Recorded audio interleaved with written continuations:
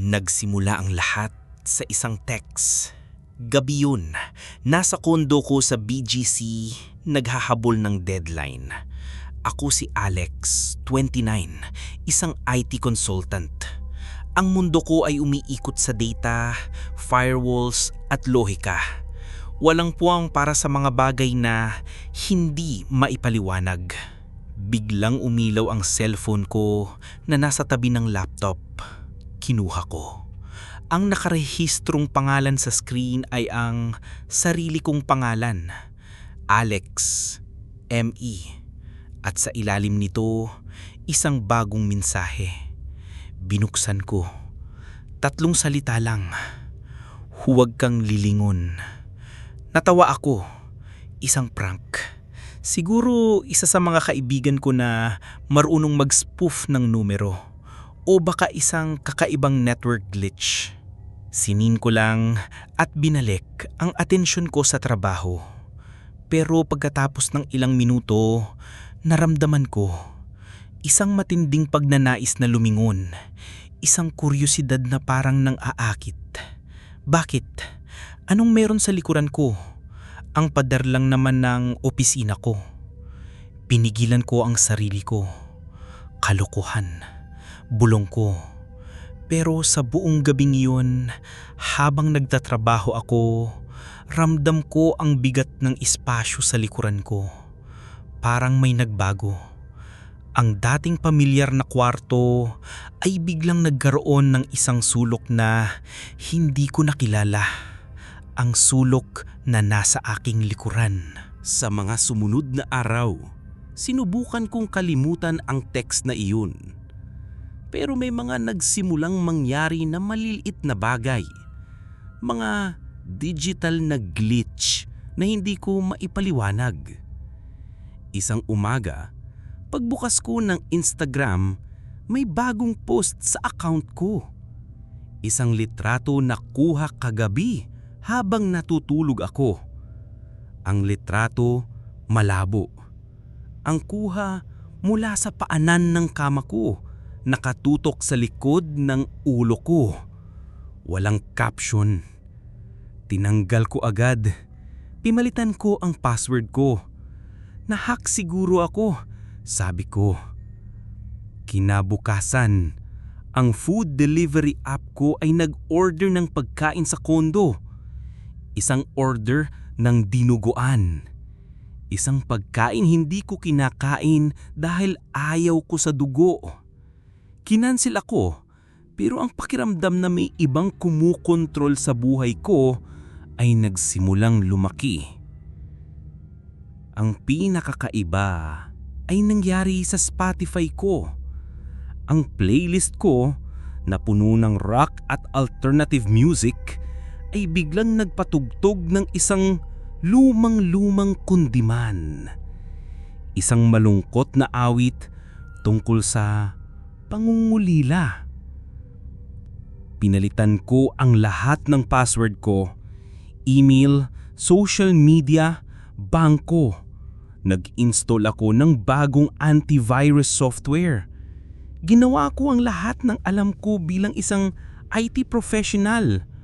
Pero ang mga digital na yapak ay nagpatuloy. Isang gabi, ang status sa Facebook ko ay nag-update ng kusa. Nandito lang ako sa likod mo. Ang takot ay hindi na lang dahil sa isang prank. Ang hacker na ito ay hindi interesado sa pera ko. Interesado siya sa akin. At parang kilalang kilala niya ako. Abala ako sa isang video call kasama ang isang kliyente mula sa ibang bansa. Seryoso ang usapan, puro technical na bagay. Sa loob ng 1 oras na iyon, nakalimutan ko ang mga kababalaghan. Naging normal ulit ang mundo ko. Okay Alex, thank you for your time, sabi ng kliyente. You're welcome, talk to you soon, sagot ko. Pinindot ko ang end call button. Sa isang saglit, Bago pa man tuluyang mamatay ang ilaw ng webcam at mag-off ang screen ng laptop, naging itim ang monitor. At sa itim na screen na iyon, nakita ko ang refleksyon ko. Pero may mali. Ang refleksyon ko, nakangiti. Isang malapad, kalmado at nakakalokong ngiti. Ang mga labi ng refleksyon ko ay nakaangat. Pero ang sarili kong mukha na nararamdaman ko ay seryoso at hindi gumagalaw. Nagulat ako. Napakurap ako. Sa pagkurap kong iyon, nawala ang ngiti sa refleksyon at bumalik ito sa normal kong itsura bago tuluyang nag-off ang screen. Napahawa ako sa mukha ko. Hindi ako nakangiti. Sigurado ako. Pero nakita ko, malinaw na malinaw, isang ngiti na hindi ko kilala sa mukhang pag-aari ko. Laglang yun, sabi ko ng malakas para kumbinsihin ang sarili ko. Dali lang sa video feed. Pero alam ko sa kaibuturan ng puso ko na hindi iyon lag. Iyon ay isang mensahe. Ang anino sa aking digital na buhay ay hindi na lang nag-iiman ng bakas. Nagsisimula na itong magpakita ng sarili niyang mukha gamit ang mukha ko. Hindi na ako mapakali. Kailangan kong malaman kung nababaliw na ba ako. Nag-download ako ng isang sleep recorder app sa cellphone ko. Simpleng app lang ito na ire-record ng anumang ingay sa kwarto habang tulog ako. Sabi ko sa sarili ko para malaman ko kung nagsasalita ba ako habang tulog o kung may ibang ingay sa paligid. Inilagay ko ang cellphone sa mesa sa tabi ng kama at natulog. Kinabukasan, paggising ko, kinabahan kong kinuha ang cellphone. Pinakinggan ko ang recording. Ang unang ilang oras, katahimikan lang at ang mahinang ugong ng aircon. May ilang beses na umubo ako, may tunog ng sasakyan mula sa labas, normal lahat. Nagsimula na akong isipin na baka nga guni-guni ko lang ang lahat. Tapos, malapit na sa dulo ng recording, bandang 4:00 ng madaling araw, may narinig akong boses. Isang bulong. Malinaw na malinaw. At ang boses na iyon ay boses ko. Pero iba ang tono. Malamig, walang emosyon at dahan-dahan parang sa isang taong hindi sanay magsalita. Sabi nito, sa Tagalog, malapit na, makakalabas na rin ako.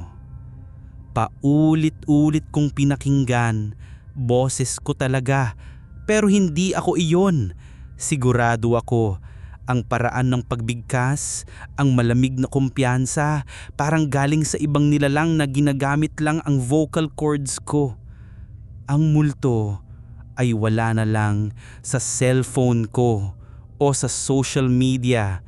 Wala na lang siya sa refleksyon. Sa gabing iyon, nasa loob na siya ng kwarto ko at ginamit niya ang sarili kong bibig para ipahayag ang kanyang balak. Sa sobrang takot, ginawa ko ang isang bagay na matagal ko nang hindi ginagawa. Tumawag ako kay Mama sa Iloilo.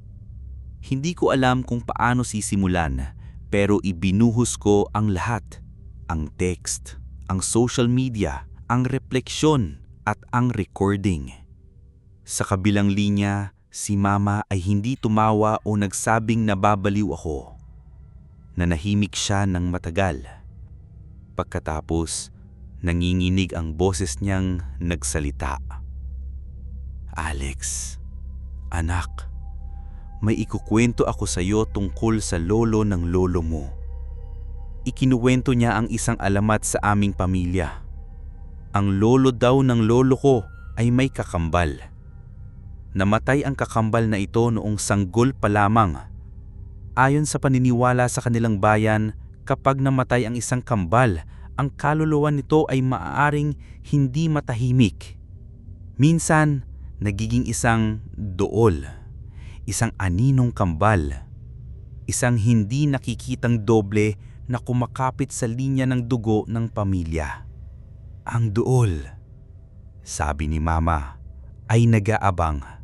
Naghihintay ito ng isang miyembro ng pamilya na mahina ang espiritu o malayo sa Diyos. Kapag nahanap niya ito, unti-unti niyang gagayahin ang biktima.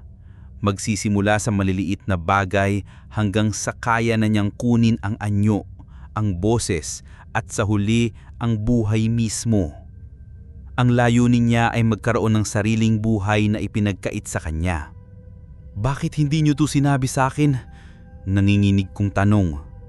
Dahil akala namin alamat lang yun, anak. Isang kwentong panakot. Ang laging biling lang ng lolo mo ay huwag na huwag mong tititigan ang sarili mong anino sa dapit hapon. Dahil sa pagtitig mo, may iba kang makikita. Bigla kong naalala ang text, huwag kang lilingon. Hindi pala ito babala, isa pala itong paanyaya, isang pagsubok. At ako, sa pag-iisip ko na isa lang itong laro, ay binuksan ko ang pinto para sa kanya. Pagkatapos ng usapan namin ni Mama, para akong lumulutang. Ang laban ko ay hindi na lang laban sa isang hacker o sa sarili kong isip. Laban ito sa 100 taong sumpa. Hinubukan kong maging normal. Pumasok ako sa opisina sa BGC. Akala ko mas ligtas ako kapag napapaligiran ng mga tao. Pero kahit sa gitna ng maraming tao, ramdam ko pa rin ang pagmamasid niya. Isang gabi, pag-uwi ko, pagbukas ng pinto ng elevator sa floor ko, nakita ko siya. Sa dulo ng mahabang pasilyo, may isang lalaking naglalakad palapit sa direksyon ko. Ang ilaw sa hallway ay puti at malamig na parang sa ospital. Ang lalaki, kamukhang kamukha ko. Pareho kami ng suot, office shirt, slacks. Pareho kami ng tindig, ng paraan ng paglalakad. Habang papalapit siya, bumibigat ang hangin. Parang humihinto ang oras. Ako, nakatayo lang sa labas ng elevator, hindi makagalaw. Siya, patuloy sa paglalakad. Ang mga mata niya ay nakatutok sa akin. At sa mukha niya, nakita ko ulit yung ngiti. Ang ngiti sa black screen ng laptop ko. Huminga ako ng malaling. Handa sa kung anuman ang mangyayari. Magbabanggaan kami, mag-uusap, magsisigawan. Pero hindi. Nang ilang talampakan na lang ang layo namin sa isa't isa, ang ako na iyon ay biglang lumiko. At sa harap mismo ng mga mata ko, naglakad siya at tumagos sa solidong pader ng hallway. Walang tunog, walang bakas. Naglaho na lang siya na parang hindi kailanman umiral.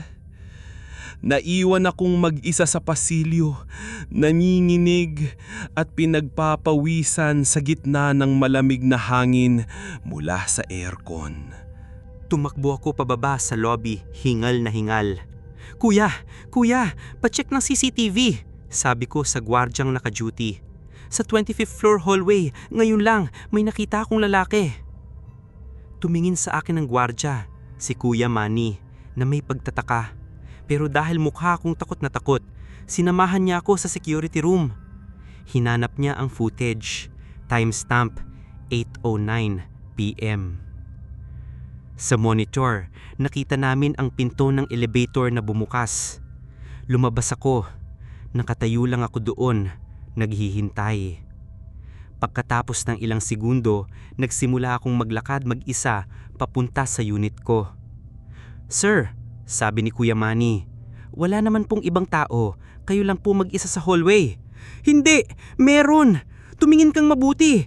Sigaw ko, itinuturo ang screen. Doon, sa dulo, naglalakad siya palapit sa akin. Paulit-ulit naming pinanood, pero sa bawat replay, pareho lang ang resulta.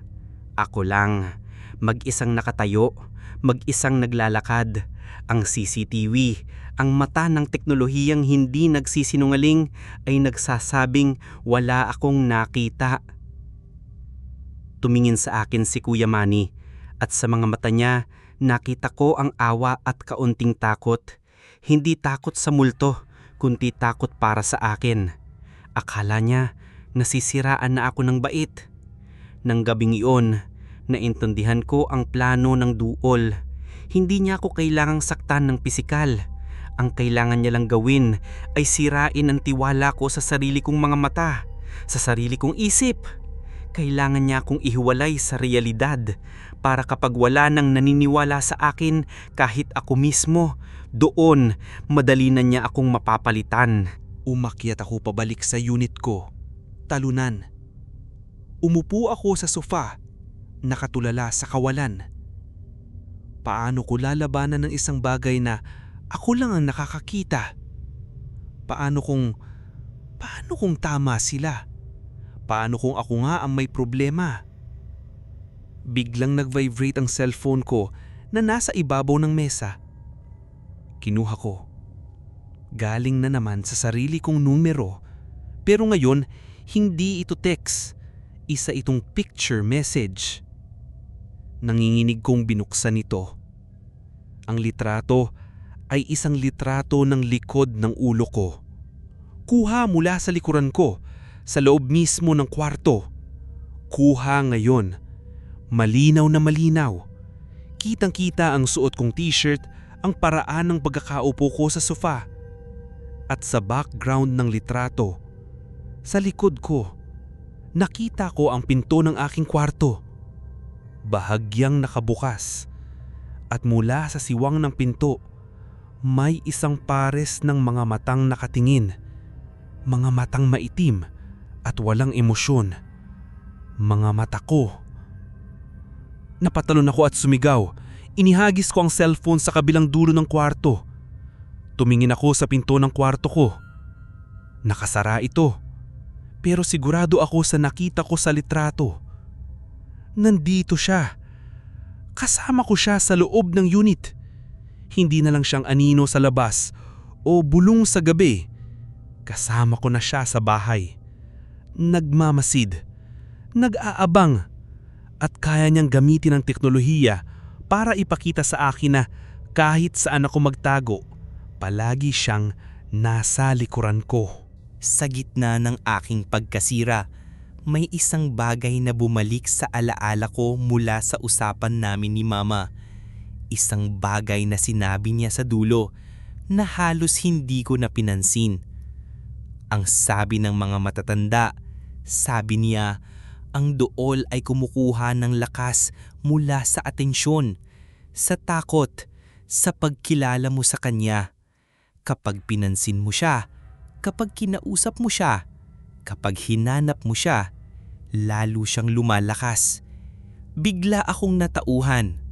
Lahat ng ginawa ko, ang pag-check sa social media, ang pag-record ng tulog ko, ang pagtingin sa CCTV, ang takot ko, lahat yun ay pagkain para sa kanya. Ako mismo ang nagpapalakas sa kanya. Ang taing paraan daw para labanan siya, naalala ko ang sinabi ni Mama, ay ang huwag siyang pansinin. Ang tangi at hindi maipapaliwanag na batas, huwag mo siyang kilalanin, magpanggap kang wala siya. Ipagpatuloy mo ang buhay mo na para bang wala kang nakikita, wala kang naririnig. Sa paraang iyon, magugutom siya, manghihina at babalik sa kung saan man siya nanggaling. Isang batas na simple pero halos imposibleng gawin. Paano ka hindi papansinin sa isang babay na sumisigaw ng iyong pangalan? Paano ka magbubulag-bulagan sa isang anino na nakadikit sa iyong likuran? Pero wala na akong ibang pagpipilian. Hindi ito laban ng lakas o ng armas. Ito ay laban ng isipan, laban ng pagwawalang bahala. Kailangan kong patunayan sa kanya at sa sarili ko na ako pa rin ang may kontrol sa aking realidad. Kinabukasan, pinilit kong maging normal. Umupo ako sa harap ng laptop ko sa study, nagbukas ng trabaho. Ang cellphone ko, itinabi ko. Naka-silent. Pinilit kong mag-focus. Pero ramdam ko siya. Mas malakas kaysa dati. Isang malamig na presensya sa likod mismo ng upuan ko. Ramdam ko ang pagtititig niya sa batok ko. Ramdam ko ang hininga niyang malamig. Ang bawat tiktak ng keyboard ko ay parang isang sigaw sa gitna ng nakakabinging katahimikan. Pinikit ko ang aking mga mata. Wala siya dyan, bulong ko. Guni-guni mo lang. Biglang umilaw ang screen ng cellphone ko na nasa mesa. Hindi ko ito pinansin. Umilaw ulit at ulit. Sa huli, hindi ko natiis.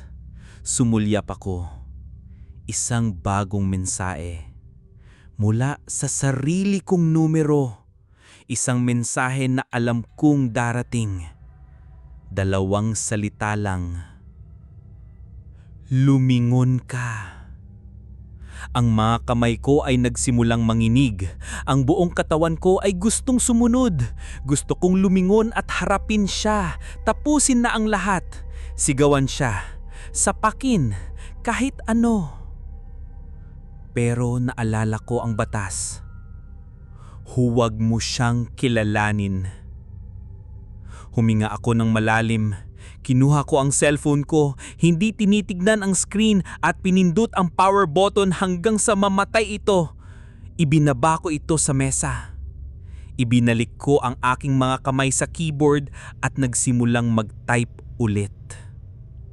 Tick. Tick. Tick. Ramdam ko pa rin siya sa likod ko. Ramdam ko ang kanyang pagkabigo, ang kanyang galit. Ang lamig ay mas tumindi. Pero hindi ako lumingon. Nagpatuloy ako sa pagtatype, sa pagtatrabaho, sa pag-iral na para bang ako lang mag-isa sa kwartong iyon. Hindi ko alam kung gaano katagal kaming nanatili sa ganoong posisyon. Pero unti-unti, ang lamig ay nagsimulang maglaho. Ang bigat sa hangin ay gumaan. Hindi na siya nawala. Sa tingin ko, hindi na siya mawawala. Palagi na siyang magiging isang malamig na espasyo sa aking likuran. Isang anino sa gilid ng aking paningin. Pero natutunan ko ang leksyon. Natutunan kong huwag siyang bigyan ng kapangyarihan. Natutunan kong huwag lumingon.